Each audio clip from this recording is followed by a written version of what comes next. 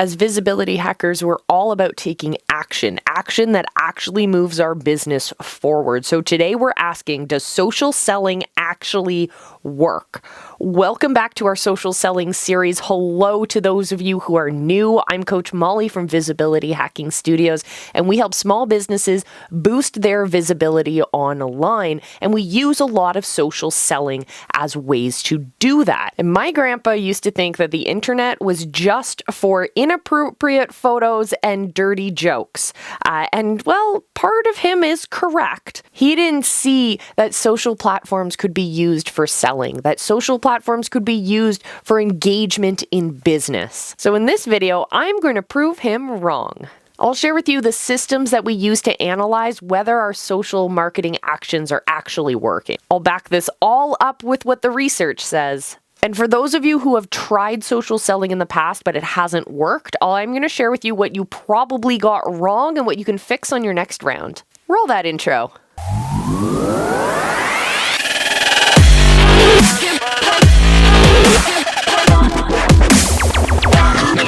In order to measure the success of the actions we take in our social marketing campaigns, we like to use what's called the Social Selling Index. It asks 4 simple questions. Give yourself a score from 1 meaning lowest to 5 meaning highest, and at the end of this, you'll get a score out of potentially 20. First question, are you establishing a professional brand? You can measure this on the scale of professional, meaning 5, all the way down to more of a free, friendly, not really tied together brand. That would be a score of 1. Second question is, are you finding the right people on your platform? Look around. Are you connecting with your ideal audience? Is there a lot of those people on your platform? Or are you finding that it's really not the right audience and not an audience match? You can measure that on the scale as well. Really, a lot of people that are your ideal customers would be closer to a 5, and if you're on a completely wrong platform where the discussions just aren't going in the right direction, you're not seeing your ideal client on there, that would be more of a 1. Number 3, this comes down to the content you're putting out there on the platforms you're on. Are you posting relevant conversation starting topics? Or are you putting out content there that's really not resonating? If you're starting great conversations and you're building those connections, you're going to give yourself a 5 in this area. If you're posting content and it's not really resonating, you're going to be closer to a 1. And finally, number 4, are you actually building relationships through your content? If you're able to get people from commenting on your posts to purchasing your products and engaging with your sales process that way, you can give yourself a 5. If you're not able to convert people, if you're getting likes and comments and whatnot from people who aren't actually your ideal customer, that's going to be closer to a 1, because we want to ensure that the content we create is tied back to the ideal customers, the ideal audience that we're looking for, the perfect fit customers that we want in our business, rather than those who don't really meet our needs or are trying to get us to do something that's different than the way that we serve our people. I'm curious, for those of you who did the social selling index as we went through that, let me know what your scores are down below, and let's try and think of action steps we can take in order to improve those scores. Let us know down in the comments. Those of you who know me know I have a research background. I used to put people in MRIs and look at how their brain reacts to different kinds of stories. We'd tell them images, we'd show them, etc., etc. So I am a nerd when it comes to the research. So let's break down the social marketing research and prove to you why it works in 3 simple facts.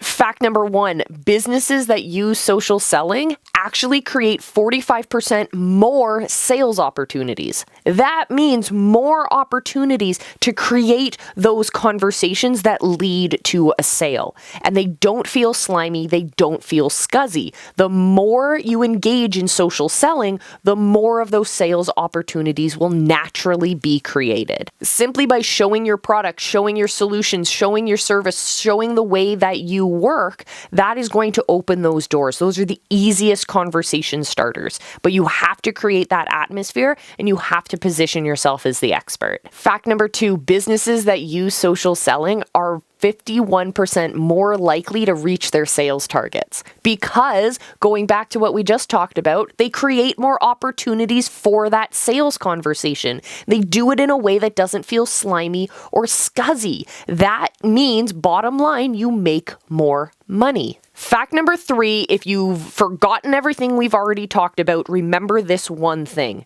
78% of businesses who use social selling outsell their competition who doesn't. So bottom line is, you need to start using social selling today. Best way to get started is to hit that subscribe button and join us here on the Visibility Hacking channel. We'd love to see you along for the ride. The number one thing I see marketers getting wrong when they're getting into the world of social selling is A, they're trying to be on every platform at once, which is just totally a bad decision. It dilutes your message, it dilutes your efforts and resources, and it really doesn't look as professional as you think you're trying to look. The other thing that I see people doing is they're trying to get their audience to change platforms. You want to reduce every barrier to entry possible. You want to find your prospects on the platform they're already hanging out with and just get them to follow you on that platform as well. You're not trying to get them to go from being YouTube viewers to being podcast listeners unless that's a natural progression for them to do already.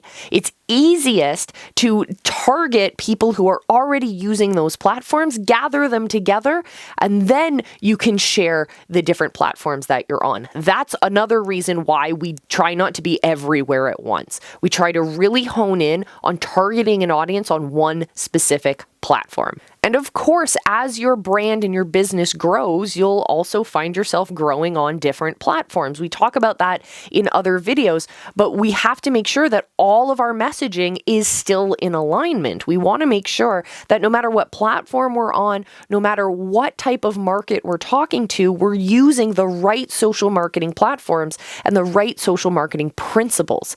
And how do we do that? Well, we have a roadmap and we make sure that we follow our roadmap. In other words, we have a marketing plan. We have guidelines. We have a project outline. We have goals that we're trying to reach and steps that we're going to take in order to get there. Now, if your business doesn't already have a marketing plan, you have to get started on that. Just pause everything, clear your calendar for a day, and get your marketing plan in order. To make your lives a little bit easier, you can download our marketing plan template. It's amazing. You just fill it right in on a Google Sheet.